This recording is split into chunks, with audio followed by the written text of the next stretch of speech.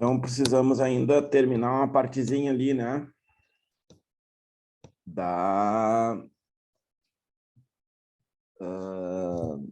Daquela parte ainda de divisão celular, eu acho que era, né? Deixa eu ver aqui.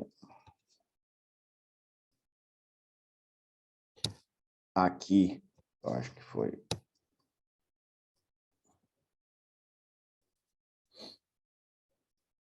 Foi isso, né?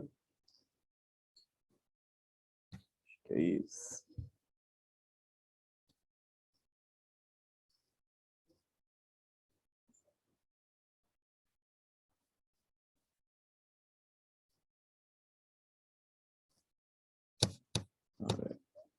Beleza, beleza.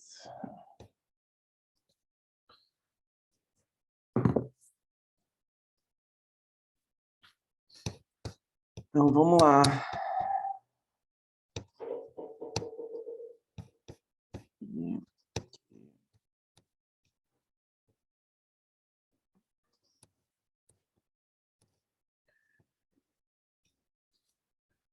Então, olha aí, ó. Na verdade, a gente parou no slide anterior, né? Acho que era o que eu me lembrava aqui. Beleza. Então, o que a gente tem aqui, né? Então, eu estava conversando sobre células-tronco, e aí nessas células-tronco, né? Nós tínhamos, então, a produção de células totipotentes, pluripotentes e unipotentes. Vimos que a totipotentes são aquelas que têm capacidade de se transformar em tudo, mas, então, inclusive nos anexos embrionários. Deixa eu ver. Bom dia, bom dia. Olha aqui. Faz parte. Sábado de manhã. Sábado de manhã. Não, a recém está começando. Aisha. Sábado de manhã eu te dou esse desconto. Vamos lá. Olha aqui, ó. O que acontece? Então, aqui, ó, nós temos então as totipotentes, né? Só puxando ainda da aula passada. Então, a gente tem células, né, que tem total, ó, pensa assim, ó, total potência de se transformar em qualquer outra, tá? No momento que aquela mórula, aquela blasto, aquela glástula, no momento que ela vai formando os tecidos embrionários ou folhetos embrionários, começa a acontecer, ela vai se tornando uma célula mais especializada, mais específica. Pensa como se fosse num funil. Tá? Então, elas vão entrando no funil e elas vão tomando locais no embrião, e a partir desses locais elas vão tomar, né, os tecidos embrionários, né, elas vão formar os tecidos embrionários, ou repito, né, ou folhetos embrionários, e a partir disso aí, então, elas vão desempenhar funções específicas, tá? Cada vez mais, olha a palavra, especializadas, cada vez mais diferenciadas. É essa a questão. E aí tu vai ter, então, depois células pluripotentes, que aí já não podem, né, se transformar em tecidos embrionários, mas podem se transformar ainda, né, em qualquer outro tecido do corpo adulto, né? Tecido epitelial, tecido conjuntivo, né, tecidos musculares e tecido nervoso. E aí depois, né, tu passa a ter as células multipotentes e unipotentes, que nós chamamos de células tronco adultas. Então, é o que eu estava falando para vocês aquele dia. Então, agora, nesse momento, todos nós temos essas aqui. Tá? Por exemplo, uma célula que é comum no tecido conjuntivo, chamada de mesenquimais, tá? Ou mesenquimatosas. Essas células mesenquimais, elas são multipotentes. Por quê? Porque elas são células presentes nos tecidos conjuntivos. Então, elas têm capacidade de se transformar em qualquer outra célula do tecido conjuntivo. Entende? Agora, as o de unitário, né? Unipotente, a unipotente ela terá a capacidade somente de se transformar em um único tecido. Então, vamos supor assim, se ela tivesse no tecido, vamos lá, na medula óssea vermelha. Então, na medula óssea vermelha, ela tem a capacidade de se transformar apenas naquele tecido, né? Naquele tecido conjuntivo sanguíneo, ok? Então, é isso que eu quero chamar a atenção de vocês. Dificilmente vem isso, tá? Mas, assim, é só para a gente diferenciar.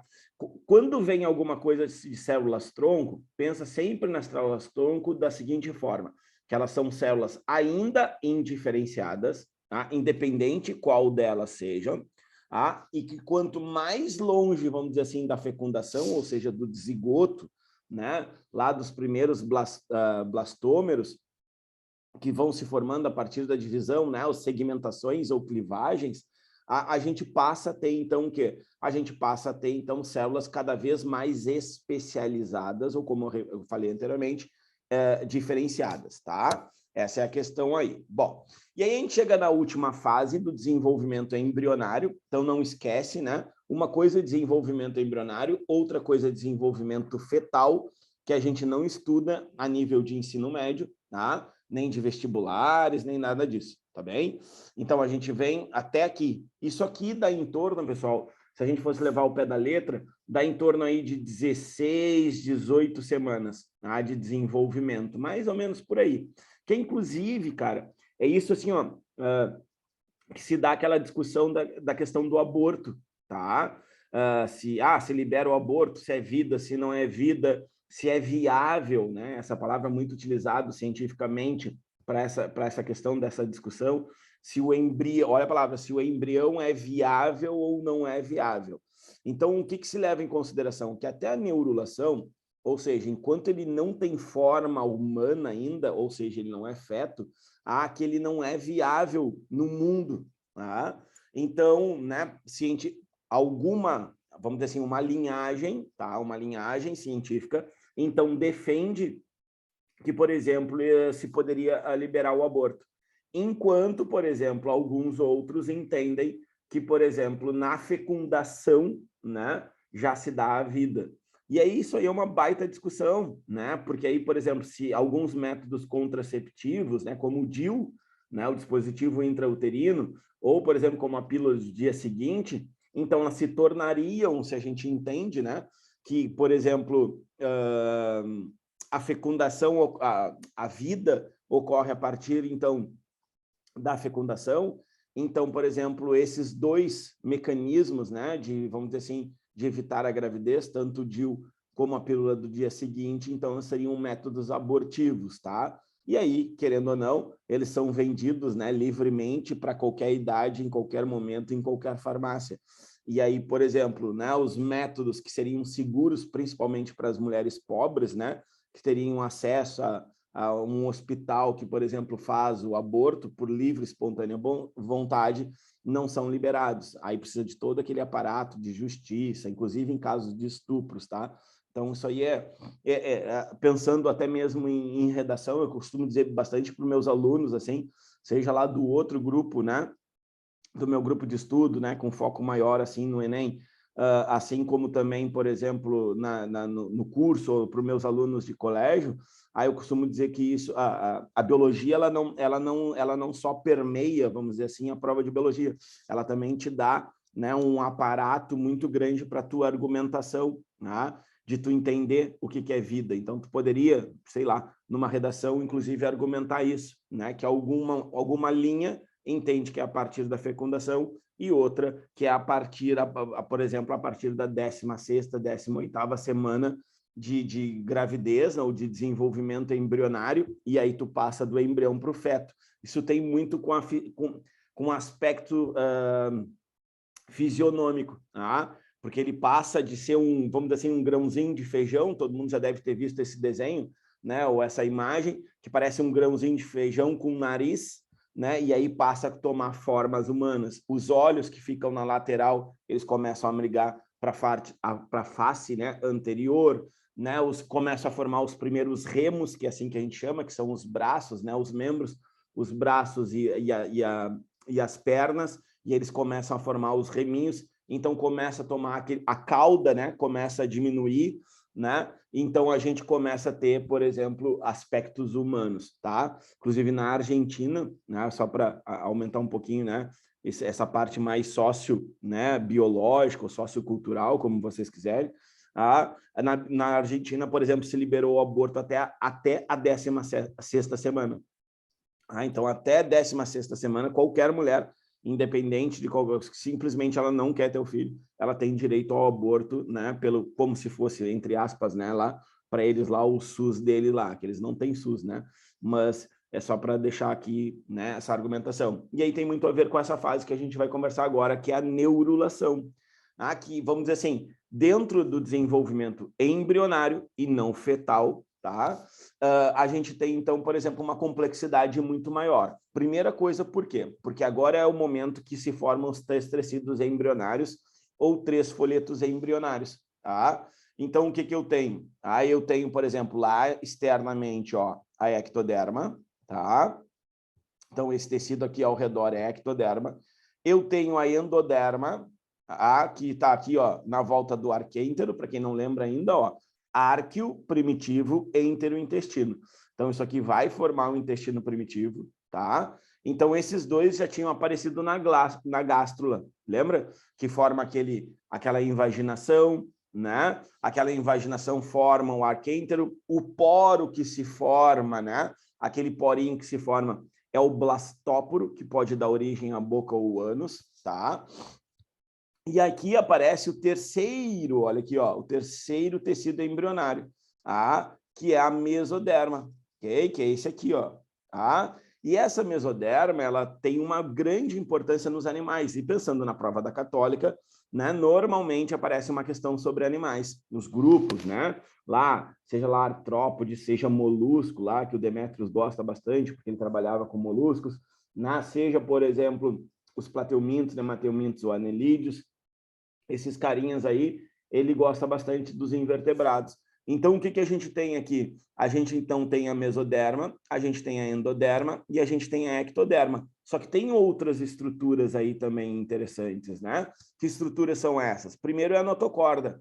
A notocorda, alguns até dizem assim, forma a coluna vertebral depois. Nem sempre, porque, por exemplo, tem animais que vão ser triblásticos, que vão ter notocorda e que não tem coluna vertebral. Te cito um exemplo, os moluscos. Corpo moles, né? Se tu pegar uma lesma, a lesma, quando está no seu desenvolvimento embrionário, ela tem notocorda, porque ela é triblástica, triblástica de 3 tecidos embrionários. Tem ecto, tem endo e tem mesoderma. E também forma a notocorda. Então, a notocorda, ela nada mais é que uma estrutura de sustentação, tá? Para o embrião, para todos os embriões. Seja de peixe, seja de anfíbio, réptil, mamífero, ave, seja lá, por exemplo, até mesmo um equinoderma, uma estrela do mar, ela vai apresentar a notocorda. Então, alguns animais, eles vão permanecer a notocorda, que é uma das características, por exemplo, de cordados. Não, ó, cordados tem 3 características fundamentais, que é o quê? Olha lá, ó, o tubo neural, e a gente chama de tubo nervoso dorsal ou tubo neural dorsal, para te dizer que ele fica, ó, nas costas dos animais. Fendas faringianas ou fendas branquiais, né? Que em nós ela se fecha, que ficariam aqui em torno da faringe, ok? E ainda o quê? Nós temos notocorda, tubo nervoso dorsal, e ainda nós temos o quê? Qual é a outra característica de cordado? Quem é que lembra? Fala aí comigo. Ó, te falei 2. Não, te falei as 3, né? Notocorda, que idiota. Olha aqui, ó. Notocorda, fendas faringianas, e ainda a gente vai ter o quê? A gente vai ter, então, também, né, o tubo nervoso dorsal. Essas são as características de cordado. A gente precisa ter essas 3 em algum momento do nosso desenvolvimento embrionário, e elas não precisam aparecer juntas. Pô, Elton, mas tu falou em molusco. Sim, o molusco vai ter a notocorda, mas não vai ter as fendas faringianas e não vai ter o tubo nervoso dorsal, tá vendo? Por isso que ele não é classificado como cordado, assim como os equinodermas também, assim como, por exemplo, os anelídeos também. Então, eles podem ter uma dessas fases, e não ter as outras. Se eles tivessem as 3, eles estariam classificados, então, dentro de cordados. Bom, então, aí o que aparece também, ó, como eu falei para vocês, a mesoderma, ela pode ou não delimitar uma cavidade corporal, chamada de celoma. Então, o celoma no embrião é aquela partezinha que originará as cavidades corporais. Então, quando eu falo de cavidades corporais, se tu pensar em humanos ou em mamíferos, o que a gente tem? Nós temos o quê? Nós temos, por exemplo, né, a cavidade craniana, a cavidade torácica, a cavidade abdominal e a cavidade pélvica. Então, nós temos essas 4 cavidades aí, tá? Então, nós humanos, ok? Então, para que servem essas cavidades? Para os órgãos se estabelecerem nessa região. Então, estes órgãos são extremamente importantes para termos os sistemas, para termos as relações entre esses sistemas. Obviamente que tem animais que não vão apresentar essas características, ou seja, que vão ter cavidades corporais. Vou te citar um, por exemplo, os plateumintos. Tá? Lá, a planária, a tênia, a esquistossomose. Tá? Então, vou te dar um exemplo. Por exemplo, a planária, ela até tem uma certa cavidade, embora seja um verme chato, ou achatado, como vocês quiserem. Tá? Então, a gente chama assim, achatado dorso-ventralmente, né? Então, é dorso, costas e ventre, como se tivesse apertado ela. Tá? Então, o que acontece? Ela vai ter um tubinho muito simples e ele todo ramificado, que ele vai ter boca, né? Mas não vai ter ânus. Então, a gente diz que, por exemplo, os plateumintos, no caso dos turbelários, que é no caso da planária, que ela tem um sistema digestório incompleto. Se tu pegar a tênia, a famosa solitária, né? O que ela vai acontecer? Ela tem as proglotes, aqueles pedacinhos corporais, tá? E aí, qual é o problema? Ela nem sistema digestório tem, nem incompleto, tá? Por quê? Porque justamente ela é achatada e ela, como tem esses pedaços corporais, cada pedacinho vai funcionando, vamos dizer assim, independente um do outro. Tá? Eles não têm relação entre eles. Tanto é que, por exemplo, uma pessoa pode liberar grande parte da tênia pelas fezes que não tem relação com as outras partes. Tá? E isso tem muito a ver por eles serem o quê? Triblásticos, olha a palavrinha, acelomados, sem celoma, ou seja, eles não formam cavidades corporais, mas têm os tecidos embrionários. Tá? Então, isso é uma classificação bem importante para os animais, que agora nos slides seguintes vão aparecer. Tá? E aqui a gente tem o que cada um desses tecidos embrionários formam no indivíduo adulto. Então, eu costumo dizer assim, se tu conseguir, né, entre aspas, gravar ectoderma e endoderma, tudo que sobrar, tu joga dentro da mesoderma. Tá? Então, por exemplo, ectoderma é epiderme, eu costumo dizer assim, epiderme e sistema nervoso. E tudo aquilo que está relacionado com a epiderme. Tá? Os anexos, principalmente. Okay? E aí, quando eu falo anexo, eu falo de, vamos lá, se for um mamífero, pelo, se for uma ave, pena, se for, por exemplo, um réptil, tu pode pensar, por exemplo, numa, sei lá, numa placa dérmica, numa carapaça, num plastrão, que são aquelas estruturas da tartaruga, né? Não esquece, tartaruga não tem casco, né? Então, vamos lá, se for nos peixes, tu pode pensar, por exemplo, nas escamas. Se for, por exemplo, né, um ofídeo, né, que são as cobras, tu também pode pensar em escamas, tá vendo?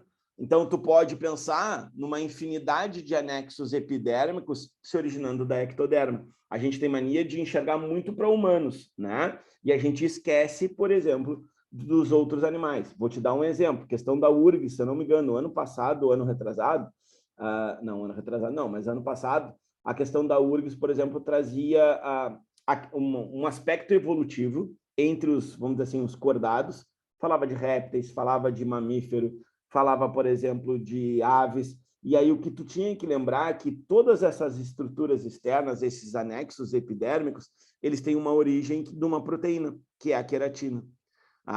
E aí perguntava alguma coisa assim, o que dava a relação entre eles. E aí a resposta era a queratina. Porque a queratina, estando presente nesses grupos de animais, ela então quer dizer que em algum momento nós tivemos o quê? Um ancestral comum que produzia queratina, e aí, conforme as adaptações ou seleções naturais, ou até mesmo mutações, né? Eles, por exemplo, foram se adaptando ao ambiente terrestre, ao voo, ao ambiente aquático e assim por diante. E a URGS, quem vai fazer URGS também, né? A URGS adora o aspecto evolutivo, sempre, né? São questões que nunca vão faltar na prova da URGS, tá? Bom, então a ectoderma é justamente isso. E depois a endoderma, eu costumo dizer que é sistema, tudo relacionado ao sistema digestório, tudo relacionado ao sistema digestório. Inclusive, olha lá, aquelas glândulas anexas que são extremamente importantes, o fígado e o pâncreas, tá? E aí depois na mesoderma praticamente tudo, derme, músculo, cartilagens, ossos, medula óssea, sistema urinário, reprodutor e assim por diante, tá? Aí aqui, aquela classificação que eu falei. A imagem não ficou legal, mas o que interessa aqui é a nossa nós entendermos o que são esses triblásticos, tá? Acelomado, pseudocelomado e celomado, ok? Então, toda vez que eu falo de triblástico, é porque tem os três tecidos embrionários, ecto, meso e endo, tá? Então, ectoderma, mesoderma e endoderma. Beleza. Então, aqui eles são acelomados, olha aqui, ó. Então, se ele é acelomado, ele não tem celoma, ele não tem cavidade corporal. O máximo que ele pode ter é um tubo digestório. Olha só, tá? Então, em verdinho eu tenho a ecto, em lilás aqui eu tenho a meso, em amarelinho, ao redor do sistema digestório, eu tenho a endo, tá? E aí o tubo digestório. Bom, quando eu falo que ele é pseudocelomado, eu estou te dizendo que ele tem um falso celoma. Que o celoma, ele vai apresentar uma cavidade corporal, mas essa cavidade não é verdadeira, vamos dizer assim, tá? Por isso pseudo, né? Pseudo quer dizer falso. Então, o que eu vou ter aqui, ó? Eu vou ter a ecto, eu continuo tendo a ecto, eu continuo tendo a meso e eu tenho endo. Mas olha agora a cavidade, tá vendo? Em branco é a cavidade. Por que ele chamou aqui de falso celoma? Porque, olha só, aqui a cavidade corporal ou celoma, ela não é delimitada somente pela mesoderme, tá vendo? O branco aqui, que seria, vamos dizer assim, as cavidades corporais para se desenvolver os órgãos, eles estarão em contato tanto, olha aqui, ó, com a mesoderme, lilás, ó, tá? Aqui como também na endoderme. Tá? Então, as cavidades têm contato com esses dois tecidos embrionários. Se tem contato com dois tecidos embrionários, não é celoma verdadeiro. Não interessa a historinha que o cara te contar, tá? Não interessa. Que um animal isso, um animal aquilo, aquelas histórias lá que eles gostam de contar em vestibulares ou até mesmo no Enem, tá? Não é celoma verdadeiro. Mas tem cavidade? Tem. Ninguém está dizendo que não tem. Mas não é celoma verdadeiro. Agora, quando eu tenho um animal triblástico celomado, então, por exemplo, assim, ó, eu tenho um animal triblástico celomado, quando a cavidade, olha agora, ó, olha que diferente fica, ó. Quando a cavidade corporal que ele forma, ele está em contato somente com a mesoderme, ou seja, é a mesoderme que forma, né, essa cavidade. E aqui sendo essa cavidade, então eu tenho celoma verdadeiro. Então, olha só, eu vou fazer assim dos animais, tá? Um apanhado geral. Poríferos, tá? Lá, ó, vamos pensar aí no Bob Esponja, né? Então, nos poríferos, nem celoma tem.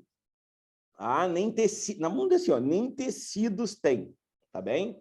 Então, obviamente que não tem como, como entrar nessa classificação. Depois, quinidários ou selenterados, lá o grupo das mães d'água, água-vivas, anêmonas e assim por diante.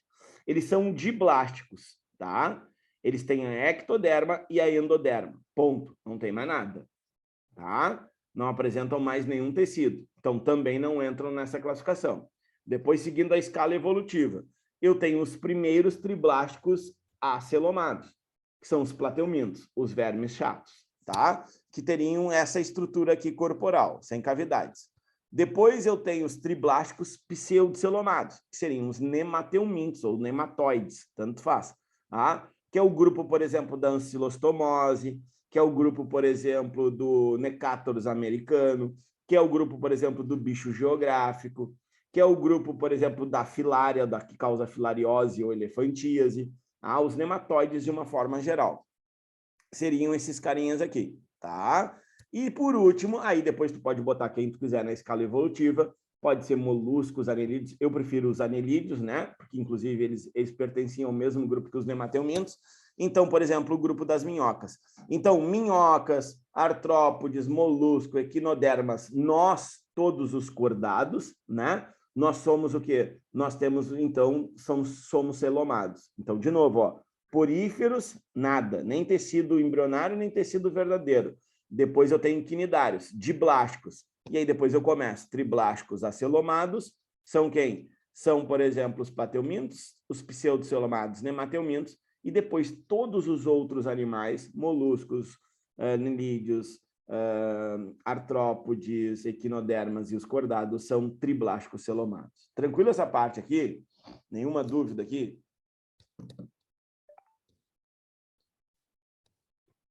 Tranquilo, né? Beleza.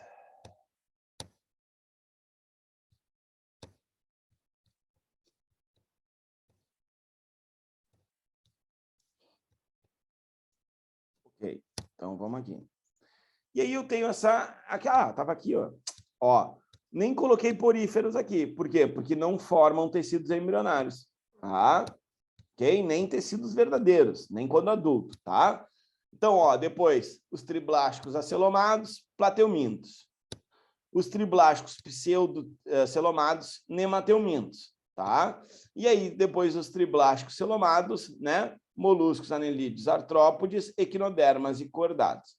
Querem anotar aí o que quer dizer esquizocelomados e enterocelomados?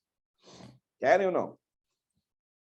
Se vocês quiserem, eu falo para vocês. Vou até colocar uma imagem que eu tenho aqui, por acaso, salva. Ó. Vou colocar no grupo aí para vocês.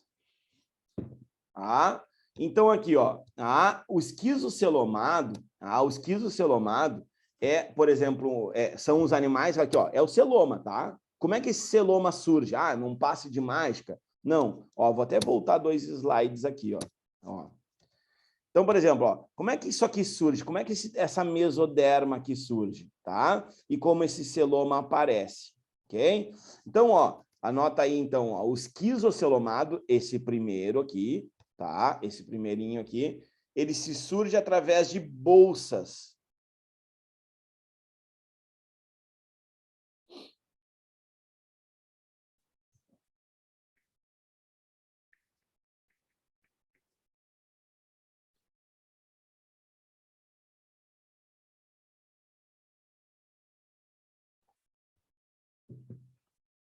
Tá? Surgem bolsas, tá? E o enterocelomado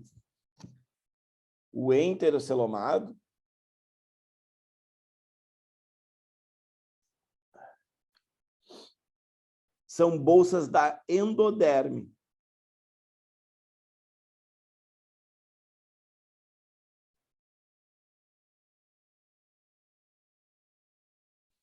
Ou seja, né? Olha aqui, ó. Vamos supor que isso aqui, que esse aqui, por exemplo, ó, mandei a imagem aí no grupo para vocês, mandei. Então, olha aqui, ó. Ele vai surgir, então, a partir de bolsinhas, tá? Daqui, dessa estrutura aqui, tá? E aí vai formar, então, a cavidade corporal, tá? Essas são a diferença entre um e outro, ok? Bom, uma outra classificação também importante para os animais, o que a gente tem aqui? Protostômios e deuterostômios. Então, aquele blastóporo, né? Aquele blastóporo, aquele poro, né? Que vai, por exemplo, originar a boca ou o ânus. Então, toda vez que originar, por exemplo, né? A boca, eu tenho um animal protostômios. Então, se o blastóporo, ó, aquela entrada lá, ó, que acontece lá na gástrula, originar, por exemplo, a boca, eu vou chamar o animal, ou vou classificar o animal como protostômio. E toda vez que aquela estrutura, né, o blastóporo der origem ao ânus, então eu vou chamar o animal de deuterostômios. Então, quem são os protostômios? Plateumintos, desde lá da planária, né? De novo, ó, os poríferos e os quinidários não entram nessa classificação. Então, eu tenho quem? Eu tenho plateumintos, eu tenho nemateumintos, eu tenho anelídeos, eu tenho moluscos e eu tenho artrópodes. Aí, quem são os deuterostômios, ou seja, o blastóporo da origem ao ânus? São, por exemplo, os equinodermas, o grupo lá da estrela do mar, do ouriço do mar, e todos os cordados, peixes, anfíbios, répteis, mamíferos e aves, tá? Então, essa é a classificação. E, mais uma vez, tanto poríferos como quinidários não entram nessa classificação, tá? Então, só repetindo. Blastóporo deu origem à boca, a protostômios. Blastóporo deu origem ao ânus, deuterostômios. E aqui os anexos embrionários, né? Os anexos embrionários, que são aquela partezinha, né? Que nem todos os animais vão ter todos os anexos, tá? Então, por exemplo, ó, aqui um ovo, como se fosse um ovo de galinha, tá? Nem todos os animais, óbvio, vão apresentar essas características aí, né? Tu sabe muito bem. Por que eu te digo isso, né? Porque, por exemplo, vamos lá, placenta. Placenta é só os mamíferos placentários que tem, tá? Mas vamos lá, vamos conversar sobre esse ovo aí, né? Pensa assim, ó, toda fecundação, ele gera, não esquece disso, ele gera uma célula ovo. Nós chamamos ele atualmente de zigoto, tá? mas não esquece que ele é uma célula ovo, tá? Inclusive, quando na gametogênese a gente viu, né, só acontece a meiose 2 na espécie humana, inclusive, se houver a fecundação. Ah, vocês, mulheres, produzem o quê? Óvulos, não esquece disso, óvulos que, por exemplo, em meiose 1, vocês ovocitam, vamos dizer assim, todo mês, né? A cada ciclo, né, reprodutivo, a cada ciclo menstrual, como quiserem chamar, tá? O que acontece? A cada ciclo, vocês liberam esse óvulo, e ele não termina a meiose, ele só termina a meiose se for fecundado, tá? Se for fecundado, ele faz a meiose 2, se funde, né, ali, por exemplo, ao pronúcleo masculino, né, do espermatozoide, e aí vai adiante. Então, olha só, quando eu falo de amnion, olha aqui, ó, quem é o amnion? É essa estrutura aqui que envolve o embriãozinho, Então, olha a função dele. Proteção contra a dissecação de quem? Do embrião, obviamente, e contra choques mecânicos. Tanto é que a gente fala assim, o líquido amniótico, esse mesmo. Tá vendo? Então, existe um líquido que também evita a dissecação do embrião e também protege contra choques mecânicos, tá? Então, quem é que apresenta o amnion, né? Que é uma película, é uma membrana que produz essa secreção, que produz aquele líquido, tá? Então, répteis, aves e mamíferos, ok? Depois, ó, saco vitelínico. O saco vitelínico é onde fica armazenado, por exemplo, a gema do ovo. É a gema do ovo mesmo, né? O ovo de galinha, tá? Não tem aquela película ali ao redor da gema, a gente às vezes até separa a gema da clara. Então, por exemplo, aquela gema ali, a gente quase não enxerga ela, mas ela tem uma película, tá? Essa película é chamada de saco vitelínico. E esse saco vitelínico dentro dele tem a substância de quê? De nutrição, que é o vitelo. Que foi a questão da prova do ano passado, não esqueçam disso, foi a questão da prova do ano passado, dos tipos de ovos. Se era heterolécito, se era centrolécito, se era telolécito, se era oligolécito, que aí são classificações que têm de acordo com a posição do vitelo e a quantidade do vitelo. Então, ó, esse é o saco vitelínico. Onde é que eu tenho? Peixes, répteis, aves e aqui mamíferos. Só que nós não nos incluímos nisso, né? Porque a gente não tem vitelo no nosso ovo humano, ok? Mas a gente não pode esquecer que dentro do nosso grupo ainda existe os ornitorrincos, ainda existe as équidinas, que produzem o quê? Ovos, são mamíferos que põem ovos, ok?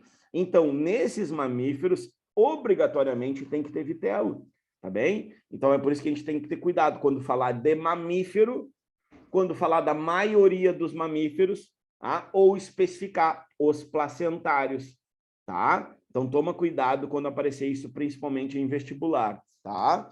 Então, ó, depois que a gente tem um alantoide, eu particularmente considero essa uma das estruturas mais importantes dos ovos, ok? Por quê? Porque o alantoide é onde vai ficar armazenados os rejeitos, né? Ou as excretas. Pensa, se é um ovo de galinha, ou, por exemplo, um ovo de, sei lá, de um réptil, de um lagarto, por exemplo, ok? Então, o ovo de lagarto ele é extremamente espesso, ele é grosso. Para quê? Para evitar a dissecação, para proteção do embrião. E aí, o que acontece, né? Se tu, por exemplo, tem aqui nessa região, né? Não esquece, o embrião está metabolizando, ele está passando por um processo de transformação e rápida, né? Então, ele está se tornando lá de uma célula fecundada para se tornar centenas, milhares de células, que é um pintinho ou uma nova cobra, ou sei lá o quê. Tá?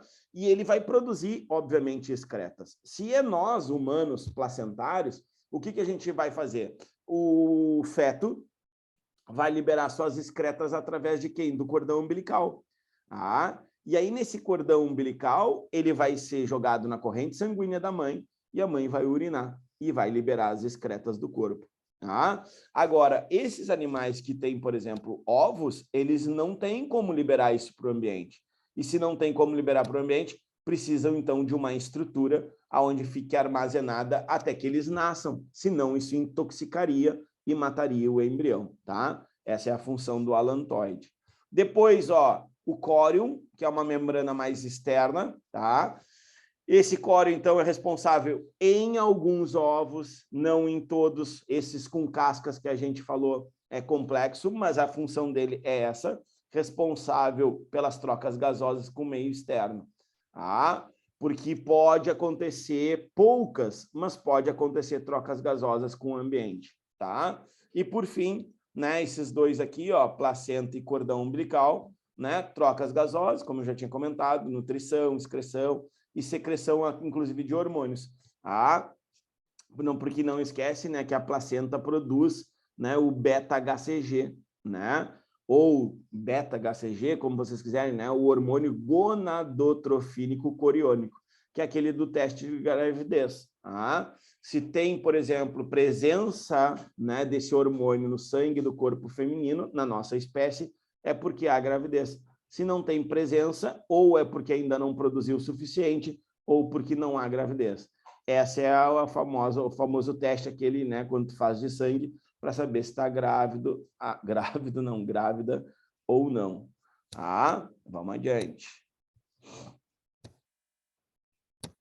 Ó, cadê?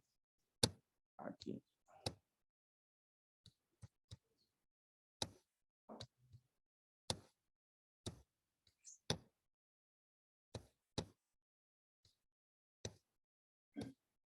Vamos adiante. E aí, o que a gente chega? Ó? A gente chega na parte de tecidos, nos tecidos animais.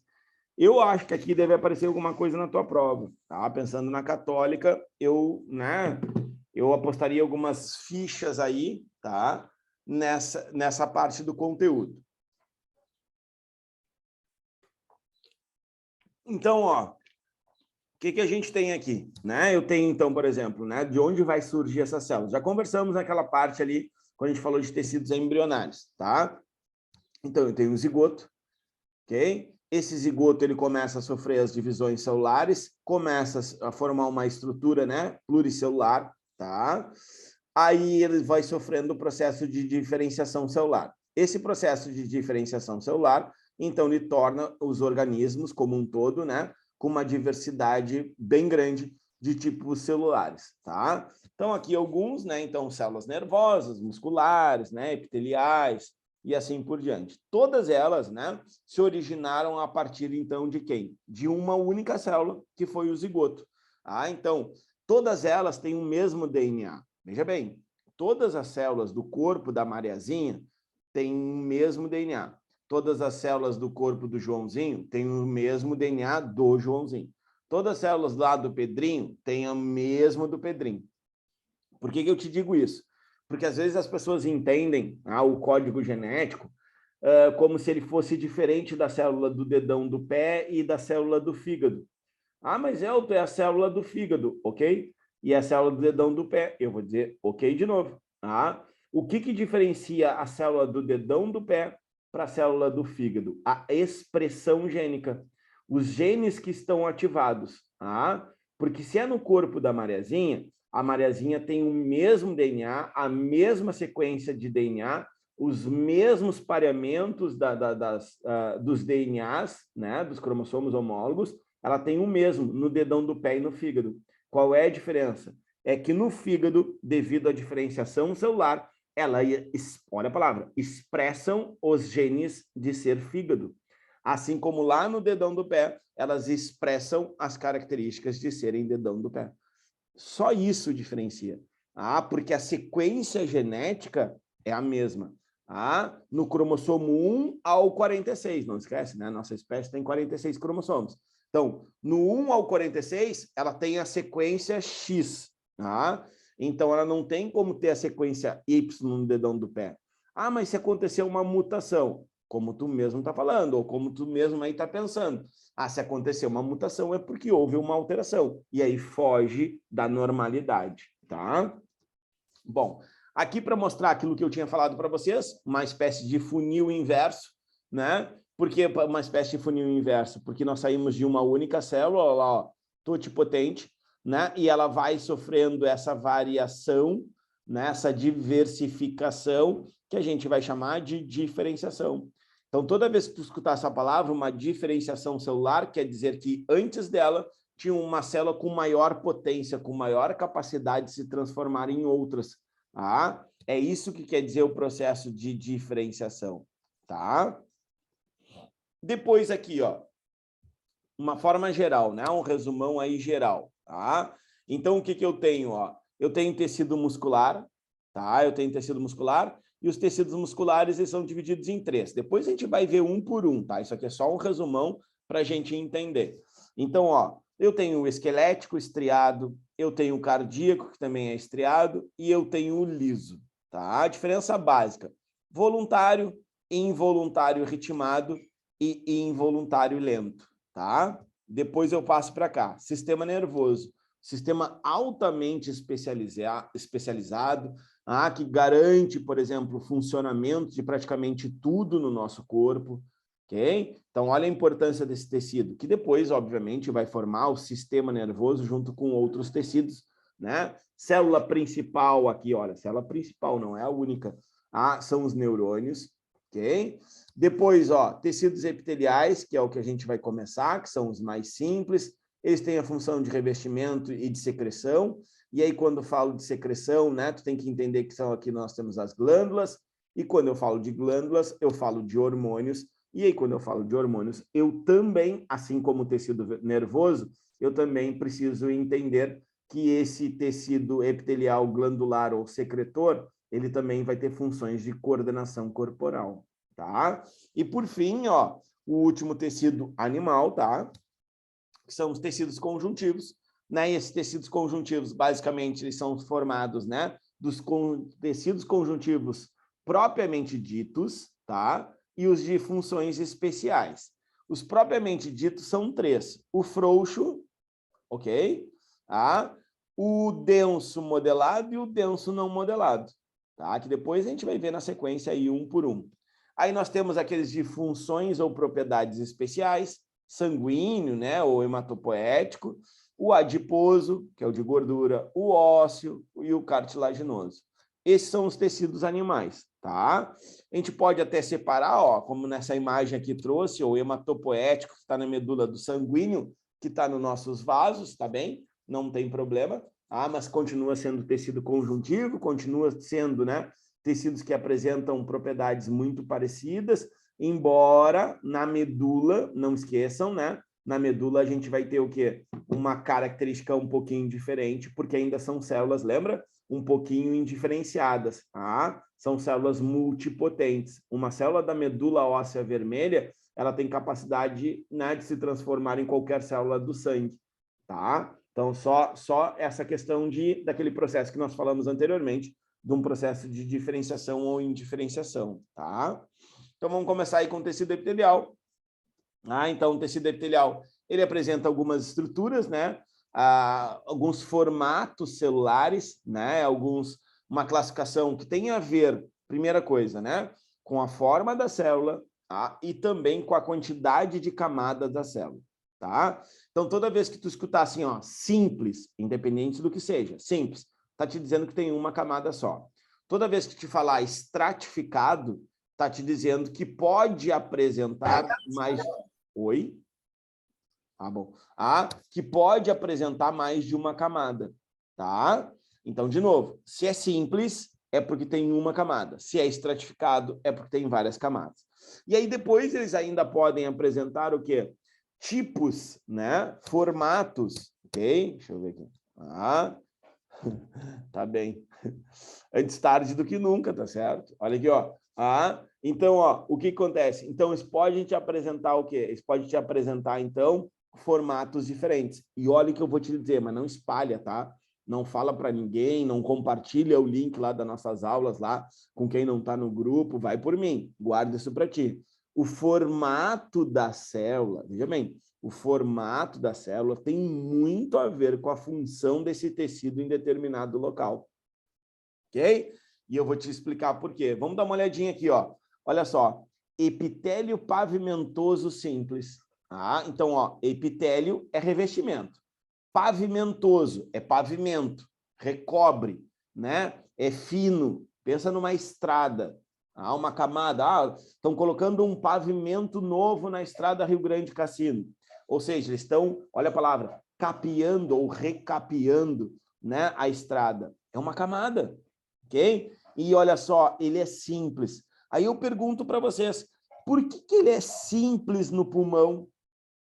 Ah, a questão é essa. Por que ele é simples no pulmão? Por que ele não é estratificado, ó? Como, por exemplo, acontece... Cadê? Deixa eu ver. Não tá aqui. Ah, como acontece na pele. Porque na pele é estratificado. São várias camadas. Aqui em cima pode ser, ó, no esôfago. Olha aqui, ó. Epitélio pavimentoso estratificado. Por que ele não tem várias camadas no pulmão? Me responde aí. Quero ver.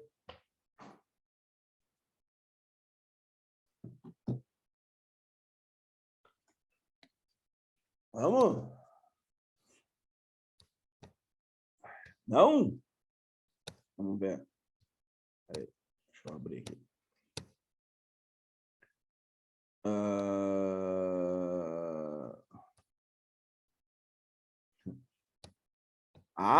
Porque aqui no pulmão, o que ele vai fazer? O que ele vai fazer no pulmão? Trocas gasosas. Se ele faz trocas gasosas, ele precisa ser fino. Para facilitar a troca de gases, seja de CO2 ou seja de oxigênio. É por isso. Não tem mistério nenhum. Entendeu? Por isso que eu te falei, o formato e a quantidade de camadas tem a ver com o quê? Tem a ver com a função daquele local. Quer ver outro? Olha aqui, ó. Mucosa nasal. Olha o formato. Epitélio pseudo-estratificado. Por que pseudo? Pseudo quer dizer falso, tá? Falso estratificado. Então, na verdade, aqui é só uma camada de células, só que elas apresentam formatos diferentes, os núcleos em locais diferentes. Agora, eu te pergunto, por que aqui ele é prismático e não é pavimentoso? Pessoal, pensa, ó, é uma porta de entrada de micro-organismos. Então, a camada, mesmo que ele tenha uma camada só, a camada precisa ser mais longa. Ele não, ó, pensa no celular, olha aqui, ó, o celular. Assim seria um pavimentoso, tá vendo aí? Assim seria um pavimentoso. E olha como é que ele é agora. Ele é assim, entendeu? E, ó, ele é assim. E quando ele é assim, eu digo assim para o organismo, ó, que tu vai ter mais dificuldade de penetrar nas minhas fossas aéreas, tá? A minha cavidade nasal. Então, tá vendo? O formato está sempre relacionado com um tipo de função. Aqui na sequência aparece uma tabelinha, olha só, que eu tenho o quê? Ó? Número e aparência nas camadas. Então, simples ou unistratificado, uma camada única de células. Tá? Os estratificados, mais de uma camada celular. E os pseudo-estratificados, que é aquele que parece, né, que tem alturas diferentes, é uma única camada com células de alturas diferentes, ou de tamanhos, inclusive, diferentes. Tá? Bom, e aí, conforme a forma da célula, aqui no tecido epitelial de revestimentos, nós só temos 4 tipos. Então, eu tenho pavimentoso, células achatadas, eu tenho cúbico, que são células cúbicas, os prismáticos também podem ser chamados de cilíndricos, tá? Não tem problema. São células prismáticas, né, que apresentam aquele formato mais longo, e o de transição, né, que não tem um formato definido, ok? Então, os tecidos de transição, eles não têm formato definido. Por quê? Porque normalmente, ó, isso que eu quero te... Ó, transição, ele tá, vamos supor que está vindo o intestino delgado e vai passar para o intestino grosso. Tu precisa de uma fase de transição, ok?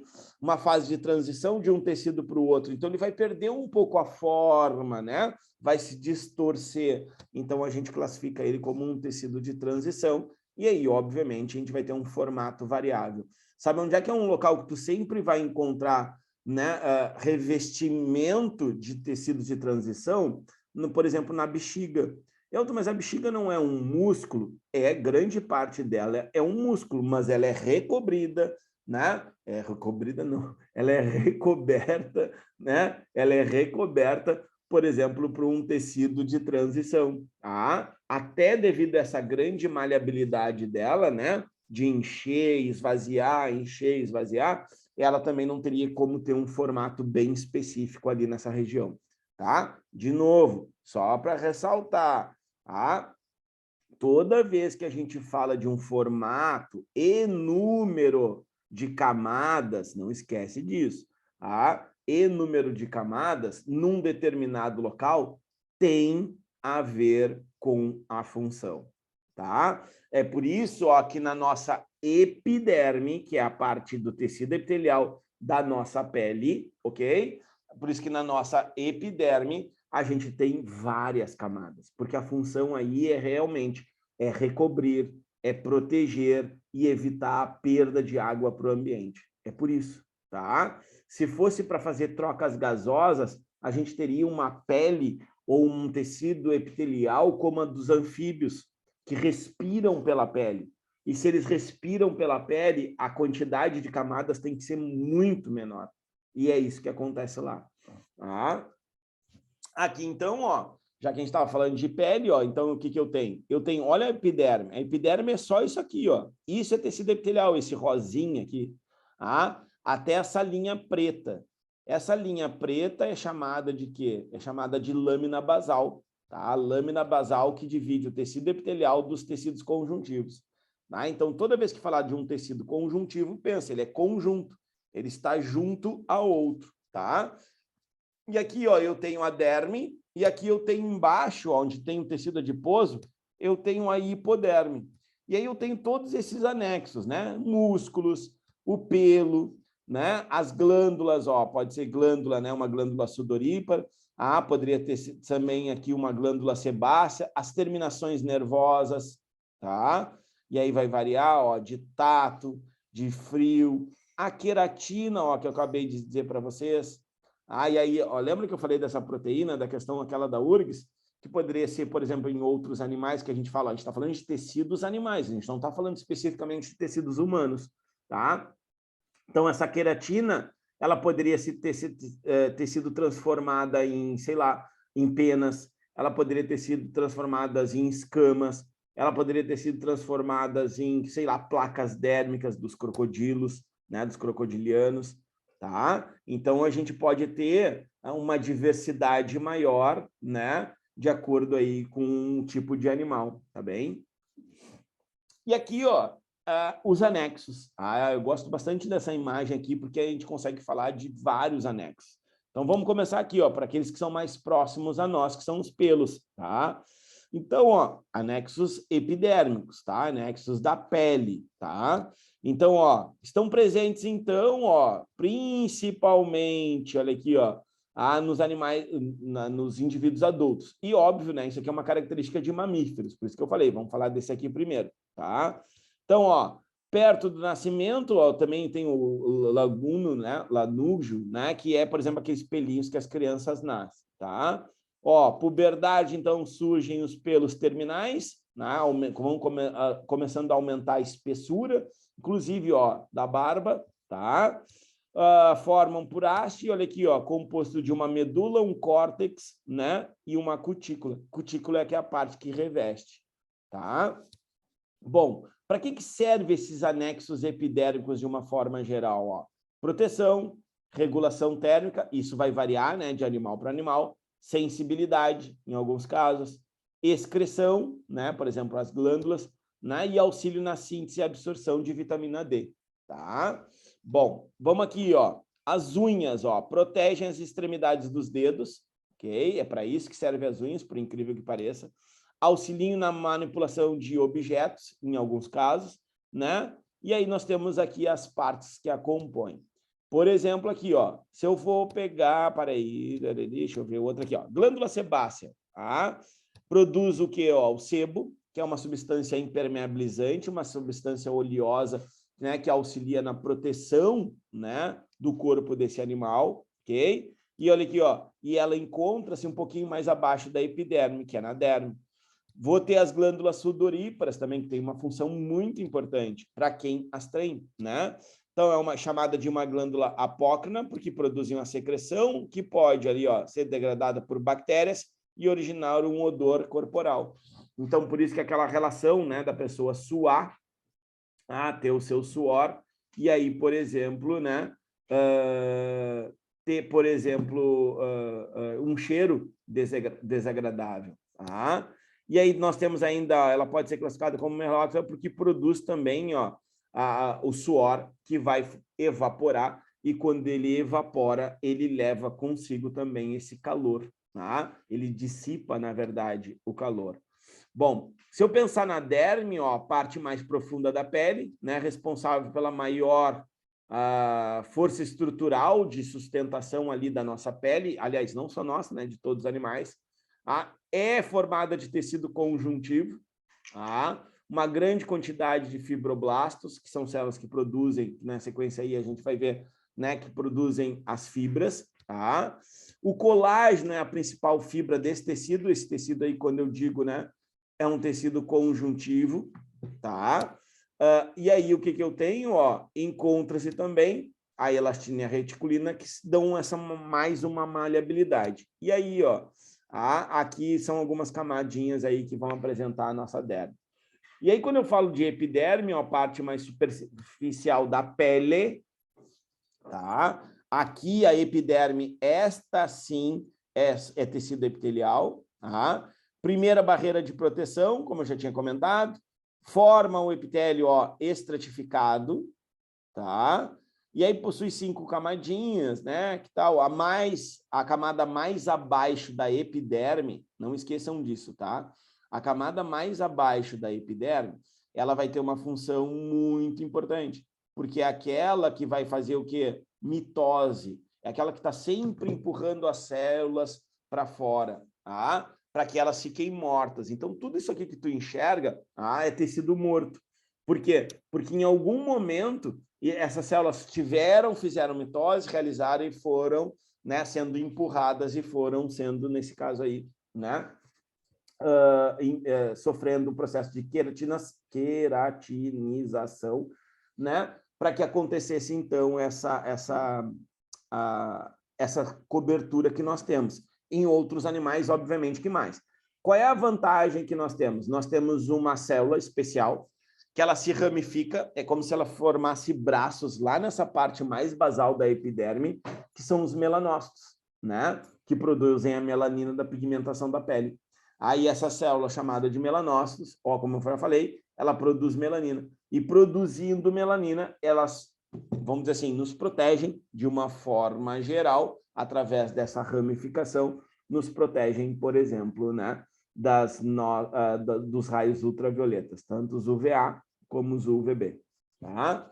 E aqui embaixo, ó, para a gente fechar essa partezinha aqui, né, nós temos o que? O mandro hidrolipídico, né? Então, é formado pelo suor, produzido pelas glândulas sudoríparas, que é o óleo, né, ou o sebo, vai depender do animal. Se a gente pensar, por exemplo, nas aves, né, elas têm uma glândula chamada glândula uropigiana, que é aquela glândula que o marreco, o pato, né, fica toda hora apertando próximo como é que é? A cloaca, né, para liberar aquele óleo, fica passando nas penas, para impermeabilizar as penas, por isso que pode ser óleo também, tá? Produzido por glândulas sebáceas e água, protege, então, e hidrata naturalmente. Protege, nesse caso, principalmente para não molhar, quando, né, o animal estiver em contato com a água, né? Isso acontece nas aves, principalmente nas aves aquáticas, né? Quando eu falo aves aquáticas, aquelas aves que ficam flutuando na água, ou que precisam mergulhar para caçar, né, para se alimentar. Então, o que acontece? Elas impermeabilizam essas penas, né, que faz com que elas não encharquem, e aí, consequentemente, elas não fiquem pesadas e elas não morram afogadas, tá? Nem de frio, tá bem? Então, essa aqui são os anexos epidérmicos. Bom, quando a gente fala também em tecido epitelial de revestimento, a gente tem que entender que esse tecido epitelial de revestimento, uma das características principais dele são quais? Serem avasculares, ou seja, não tem vasos, tá? Então, tecido epitelial não tem vasos. Pô, mas eu corto o dedo e me sangra. Bom, te sangra porque os vasos abaixo, né, do tecido conjuntivo, então, eles que acabam extravasando esse sangue, porque no tecido epitelial não há, tá? Não existe vasos sanguíneos. Mas, ao mesmo tempo, tá? Se não existe vasos sanguíneos, é porque também não tem espaço entre as células. Então, a gente diz que o tecido epitelial ele é formado por células justapostas, são células que estão colocadas uma ao lado da outra. E para, vamos dizer assim, segurar essas células uma ao lado da outra, o que vai acontecer? Nós vamos ter diferenciações ou especializações de membrana que são questões recorrentes na católica, tá? Já caiu, então, ó, as microvilosidades, que aumentam a superfície de contato, né, com os alimentos, e já caiu, ó, sem ser ano passado, no outro, caiu os desmossomos, tá? O que são os desmossomos? São estruturas, ó, proteicas que ancoram, essa foi a palavra que eles utilizaram, a expressão, que ancoram no interior da célula. Tá? Então, ó, ancoragem, pensa assim, ó, como se tu esticasse, né, uma madeira e colocasse lá, por exemplo, um fiozinho, né, para ela deixar ela naquela estruturação. Isso são os desmossomos. Tá? Então, eles fundem, eles unem uma célula a outra. Olha aqui, ó.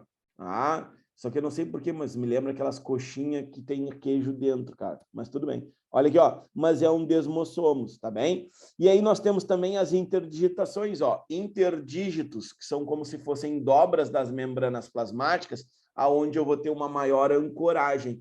Ou seja, para deixar sempre junto, tá? Deixar sempre junto uma célula ao lado da outra. E isso evitar, né, com que micro-organismos, né, parasitas, eles possam, porventura, penetrar, né, no corpo do indivíduo ou através dessa estrutura de revestimento, tá? Ainda podem apresentar, né, zonas de oclusão, né, zonas de adesão, tanto as, ó, zonas de oclusão e zonas de adesão, tá? Eles vão apresentar aqui, vão deixar passar substâncias aí pelo meio, tá? Aí chega no tecido epitelial glandular ou secretor, tá? Então, aí eu tenho os dois tipos principais de célula sendo formada. Então, pensa que tudo isso aqui está acontecendo no embrião. Olha lá, começa uma proliferação de células, tá? E aí, a partir dessa proliferação de células, elas podem se formar em células exócrinas ou células endócrinas. O que é a diferença? Toda célula exócrina, ela terá um ducto secretor. Ou seja, né, ela estará associada a uma determinada superfície, que é o que acontece aqui. Tá?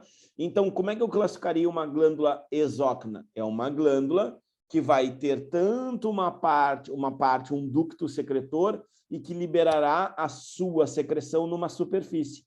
E aí pode ser para fora do corpo ou pode ser internamente. Por exemplo, uma glândula sudorípara, uma glândula lacrimal, uma glândula salivar, elas são glândulas exócrinas, porque produzem a sua secreção em uma cavidade ou por fora do corpo, tá? Já as glândulas endócrinas, olha lá, ó, elas não têm ductos secretores. Então, toda a substância que elas produzem, elas liberam internamente no sangue.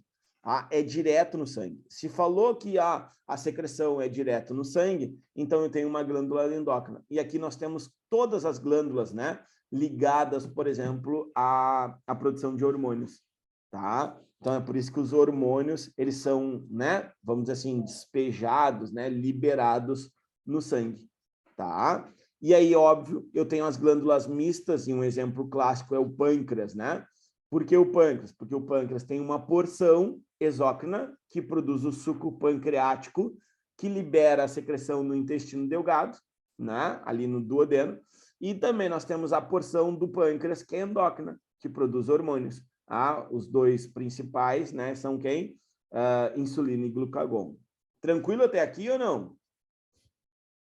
Dá um retorno aí.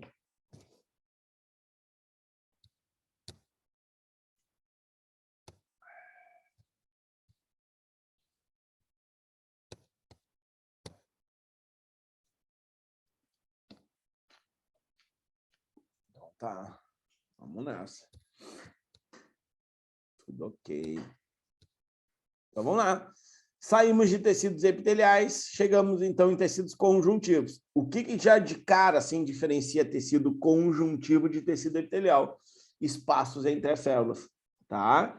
Então, por exemplo, que a gente não tinha no tecido epitelial, tá? Ao mesmo tempo, se tem espaços, tem uma matriz que preenche. Uma matriz extracelular, tá? Uma matriz amorfa, uma matriz fundamental. Preenche os espaços. Não, tem espaços entre as células. As pessoas às vezes acham que tem buraco. Não, não é buraco. Todo o tecido conjuntivo ele é preenchido, não só por células. Ele vai ter células, vai ter fibras, que é uma característica dele, e vai apresentar também uma matriz de preenchimento. tá? E aí a matriz vai variar de tecido para tecido. O que mais que eu quero te chamar a atenção? Que já diferenciando do tecido epitelial. O tecido epitelial é avascular. Ok, não tem vasos. Aqui eu vou ter vasos sanguíneos, justamente devido a esse espaço, né, que vai ter entre as células. Tá? Então, esse espaço aí que tem entre uma célula e outra, tá, vai também oportunizar para que o corpo produza os vasos sanguíneos e aí irrigue, né? Inclusive o tecido epitelial, porque a nutrição do tecido epitelial vem do tecido conjuntivo. Por isso também do nome dos tecidos conjuntivos. Eles estão sempre conjunto ao outro tecido. Tá? E os epiteliais dependem, sim, ó, vamos dizer assim, fundamentalmente dessa nutrição da água, dos nutrientes que vêm dos vasos sanguíneos que estão presentes nos tecidos conjuntivos. Tá? Então, ó, quando eu falo de tecidos conjuntivos, eu posso pensar em funções gerais, tá? Gerais. Tá? Depois a gente vai ver aí um por um.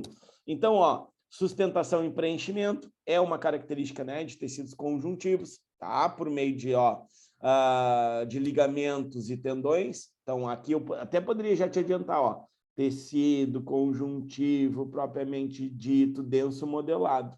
Tá? Por quê? Porque as fibras estão todas alinhadas, as fibras estão todas em um único sentido.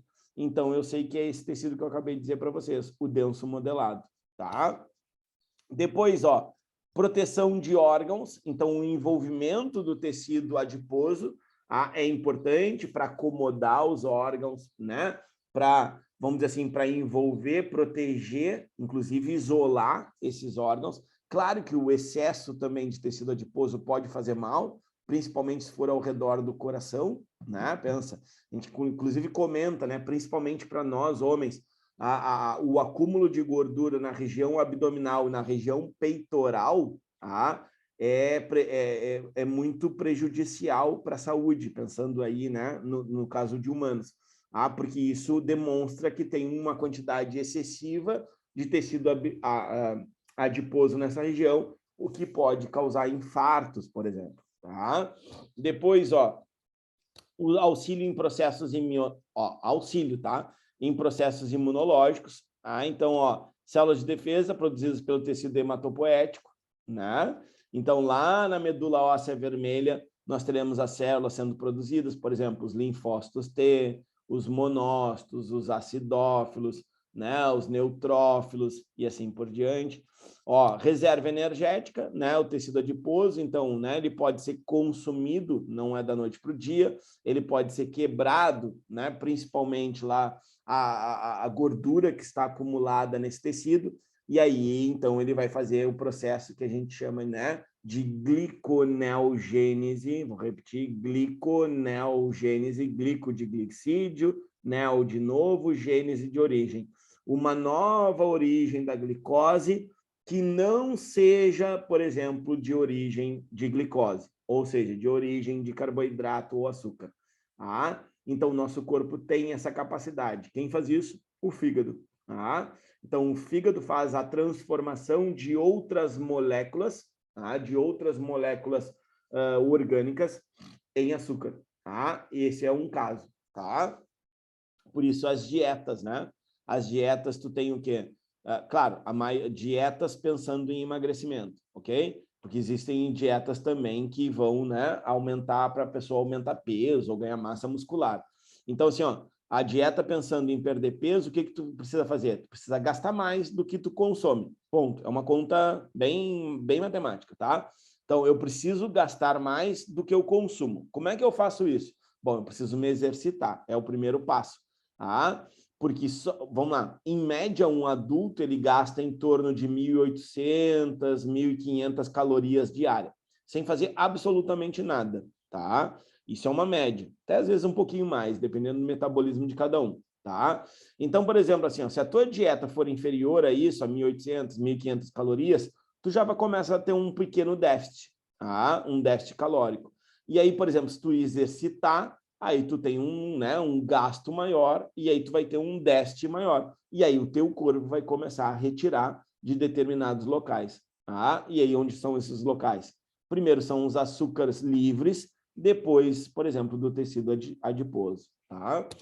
Bom, uma outra função biológica bastante importante do tecido adiposo, e aí a gente não precisa pensar só em humanos, é, por exemplo, o isolamento térmico, né? A regulação térmica. E aí tu pode pensar, por exemplo, em ursos, tu pode pensar urso polar, né? Tu pode pensar, por exemplo, ursos que hibernam, tu pode pensar nos pinguins, tu pode pensar nas baleias. Ah, tá vendo? Eu tô te dando, ó, tô te dando mamíferos, eu tô te falando, né, de, por exemplo, de aves. São animais que vão ter uma grande quantidade de gordura, tá? Não só por questões energéticas, né, de reserva, mas também para isolar do frio. Tá? Se tu pensar, por exemplo, num urso, ele precisa de uma grande quantidade de energia para transformar em tecido adiposo, para que ele fique isolado do frio do local onde ele vive. Um animal que hiberna, ele, além de diminuir o seu metabolismo, ele, antes de diminuir o metabolismo, ele precisa consumir muita energia para acumular. Para acumular, para se isolar, para que quando ele entrar em hibernação, ele tenha, primeiro, a reserva energética e também o isolante térmico. Então, é um importante isolante térmico para os animais. Okay? Depois, ó, ele tem uma reparação tecidual importante, então, caso tenha uma lesão, né, ele consegue reparar, de uma forma geral, através dos fibroblastos, que são células fundamentais. A católica adora essas células, adora falar dos tipos celulares, tá? Os fibroblastos, também chamados de mioblastos, tá? Então, olha aqui, ó, mio, aí no caso, né? Mio tem a ver com músculo, tá? E aí tu tem de ver blasto, que é de jovem, né? Tem a ver com, vamos dizer assim, alta atividade metabólica. E aí, então, ainda vai ter outras funções, como transporte de gases, nutrientes catabólicos. De novo, isso que eu falei para vocês são o quê? São funções gerais dos tecidos conjuntivos. Tá? E aí a gente passa para essas células, ó, células que estão presentes ou que estarão, de uma forma geral, presentes na maioria dos tecidos conjuntivos. Essas duas primeiras, na verdade, eu posso te afirmar categoricamente que estão presentes em todos os tecidos conjuntivos. Tá? E aí, aquela sempre preocupação de professor, que às vezes vocês que vão fazer a prova não enxergam isso, tá? E às vezes não enxergam, inclusive, na questão, que é a relação da função. Por exemplo, o que o fibroblasto faz? O Elton me falou lá que o fibroblasto sintetiza, por exemplo, as fibras do tecido conjuntivo. Legal, isso todo mundo, de uma forma geral, que provavelmente vai fazer a prova, vai saber. Mas tu tem que acertar a questão, tu tem que te diferenciar, principalmente na prova de biologia, porque é a prova que vale mais, agora juntamente com a de química. Tá? Então, tu tem que ter esse peso maior, tu não pode errar esse tipo de questão, então tu tem que fazer a diferença. O que eu tenho, então, quando eu falo de fibroblasto? De novo, católica adora tecidos, adora o nome das células, adora as funções das células. Tá? Quando eu, por exemplo, falo de fibroblasto, o que eu vou ter?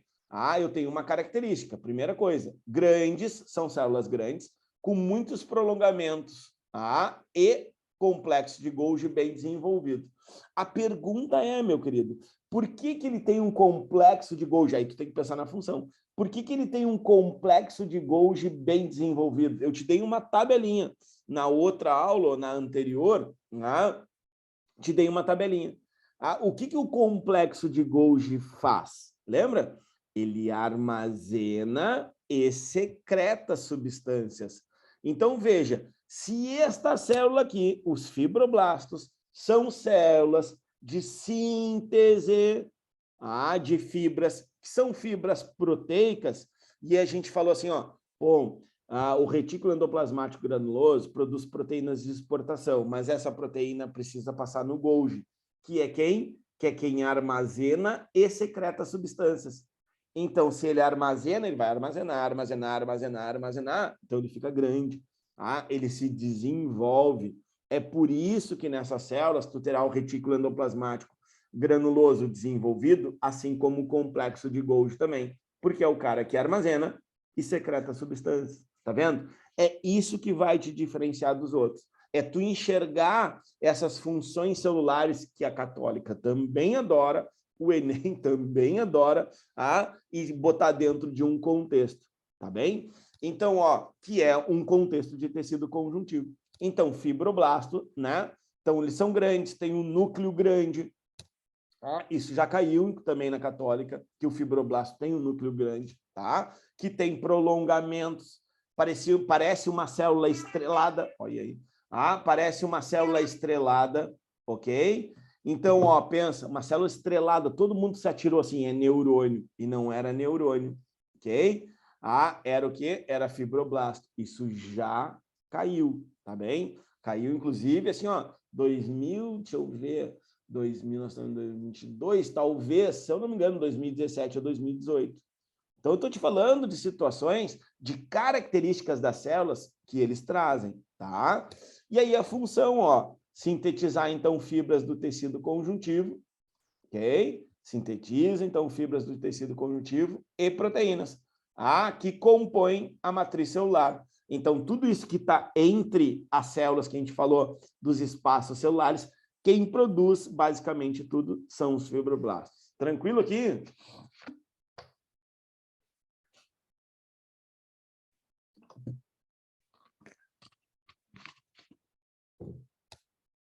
Vamos adiante, então. Ó. O que são os fibrócitos, então? São células, vamos dizer assim, envelhecidas de fibroblastos. Basicamente, vamos simplificar. É isso. Então, os fibrócitos vão apresentar basicamente quase a mesma função, só que com menor atividade metabólica. Então, ó, são menores que os fibroblastos e possuem menos prolongamentos. Mas tá vendo? Olha lá, ó, atuam no processo de cicatrização, podem voltar a assumir a forma de fibroblasto. Ó, se podem formar, ó, desculpa, se podem voltar a formar, né,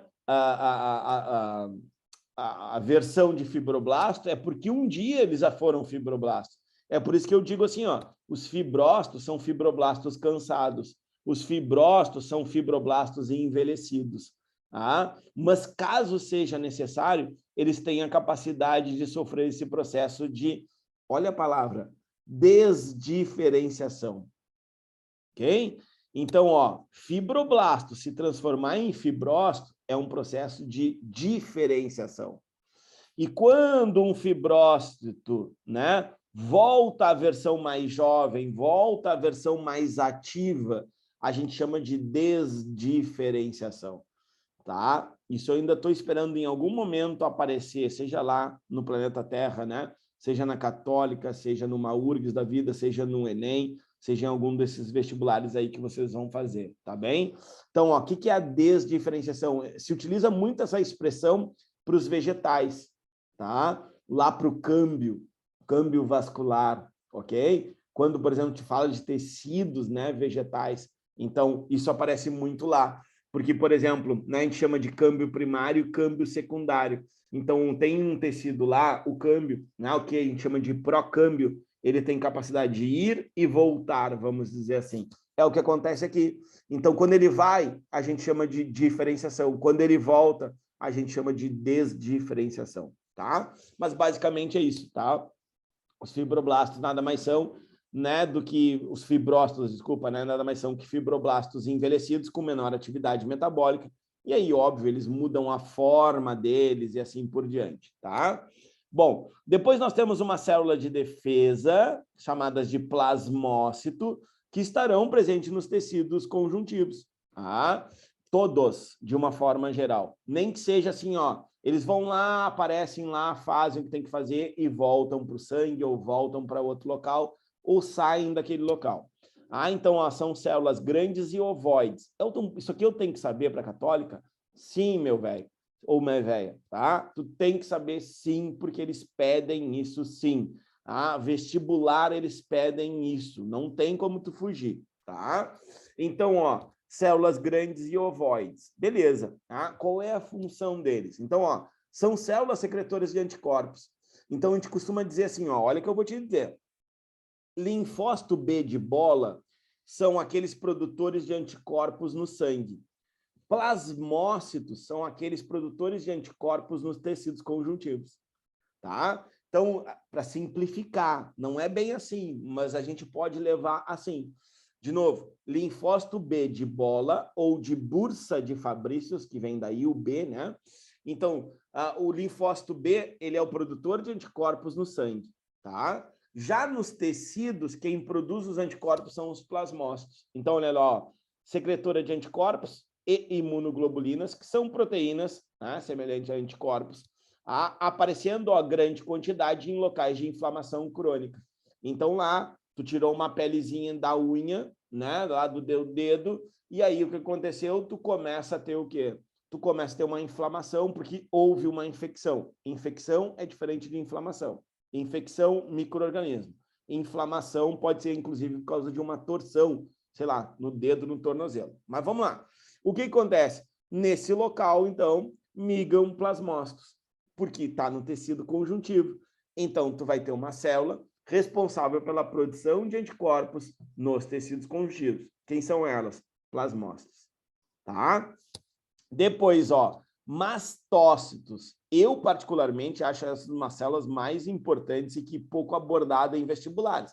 Então nem vou estudar. Essa eu nem vou prestar atenção. Não, presta atenção, porque quanto mais tempo passa que ninguém cobra, mais chance elas têm de aparecer. Então, olha aqui, ó, são células grandes e nutritivas, né? Porque vão se alimentar bastante, precisam de muita energia para produzir tudo que elas produzem. Olha lá, ó. Qual é a função dos mastócitos, tá? Produzem e armazenam substâncias que atuam no processo inflamatório. E aí eu vou te dizer, olha só, os mastócitos, eles vão produzir duas substâncias. Olha, anota isso aí, num cantinho aí de uma folha, num daqueles teus memorex, alguma coisa.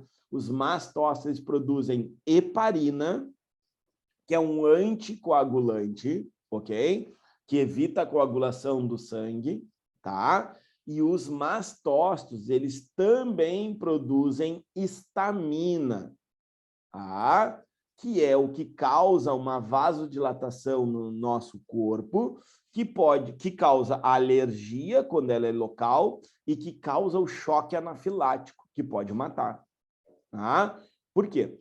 Porque, de repente, uma substância que entra no teu tecido conjuntivo, sei lá, porque tu te cortou, ou porque tu inalou, mas que entra no sangue, o que vai acontecer? Um sinal para os mastócitos, que vão liberar histamina. O que a histamina vai fazer? Vasodilatação. Para quê? Para que o teu sangue circule mais rápido, para que as tuas células de defesa cheguem lá o mais rápido possível. Só que se isso for no corpo todo, te mata. É o que a gente chama de choque anafilático. É por isso que quando a gente tem alergia, se alguém aqui tem alergia a alguma coisa, ou a picada de inseto, ou, por exemplo, sei lá, a pólen, grão de pólen, eu, por exemplo, tenho esporos de fungos, né? Começa a espirrar, uma rinite, que é um processo alérgico, e também inflamatório, principalmente aqui se enche, né?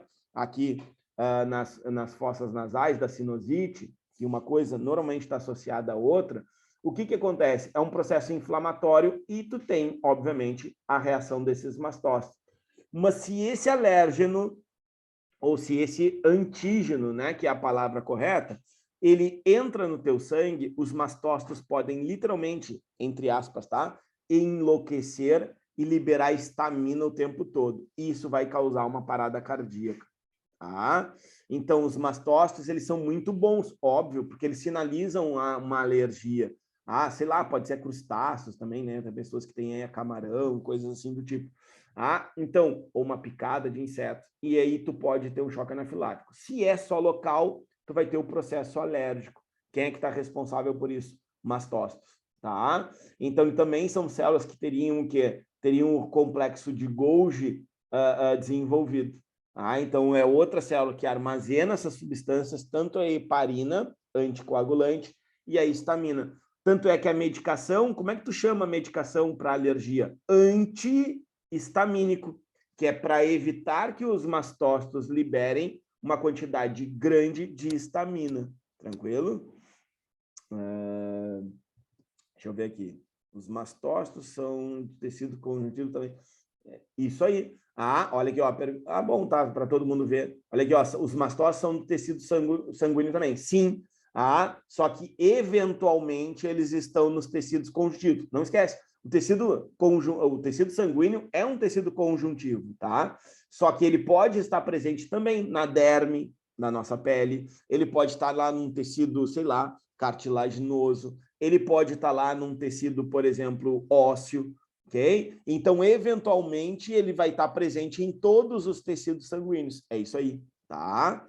Isso aí, tá, Valentina? Deixa eu ver aqui outro, ó. O Sorinam, por exemplo, é um exemplo de antihistamínico? Não. Ali, na verdade, ele vai fazer apenas um desbloqueio, uma vasodilatação naquela região. Então, ele tem uma substância... Peraí, deixa eu ver o nome da substância. Surfactante, tá? Lembrei, tá, Gabriel? Uma substância surfactante que faz uma dilatação naquela região especificamente. Então, na verdade, não é um antihistamínico, mas é um vasodilatador. Tá? Não sei se tu... Claro, tu deve acompanhar esportes, né? Tu deve acompanhar esportes, os jogadores colocam aqueles vasodilatador aqui sobre... Então, o que acontece? Aquilo ali não é só uma, vamos dizer assim, uma... Como é que é? Como é que é? Uma esponjinha. Aquilo ali libera uma substância que faz uma vasodilatação naquela região para aumentar a oxigenação, tá? Tranquilo? Mas não é antihistamínico, tá bem? O antihistamínico normalmente é o comprimido, né, para crianças mesmo, são em gotas e assim por diante. Ali é só um vasodilatação naquela região ali, uma substância chamada surfactante. Os nossos pulmões, eles têm células que produzem essa substância surfactante, tá? Bom, e aqui os macrófagos, ó, que também são células o quê? Ah, são células, por exemplo, vão ter o quê? São células também de defesa, que são células fagocitadoras, tá? Então, a gente não tem macrófagos no sangue, ok? A gente só tem macrófagos nos tecidos conjuntivos, tá? Então, o que acontece, ó? Eu vou ter, por exemplo, aqui nesse caso, dentro dos macrófagos, eles se originam, só para vocês terem ideia, dos monócitos. Então, no sangue nós temos monócito, nos tecidos conjuntivos nós temos macrófagos, tá?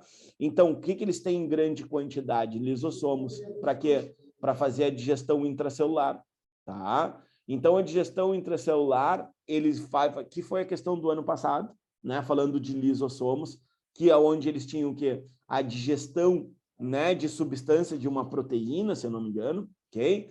E aí quando eu falo do ano passado, da católica, tá? E aí, para tu ver como essas questões são recorrentes, tá?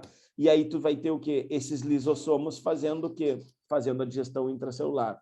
Então, ó, são células de defesa, né? Que atuam, então, auxiliando o sistema imunológico, né? De defesa aí da região quando eu falo de tecidos conjuntivos, né? E aí tu tem o quê? Tu tem os corpos estranhos, então, sendo fagocitados, que é dessa maneira, por exemplo, então, que acontece a fagocitose nos tecidos conjuntivos. Fechou, então? E aí continuamos, né? Sábado que vem, aí no nosso horário normal. Tá bem?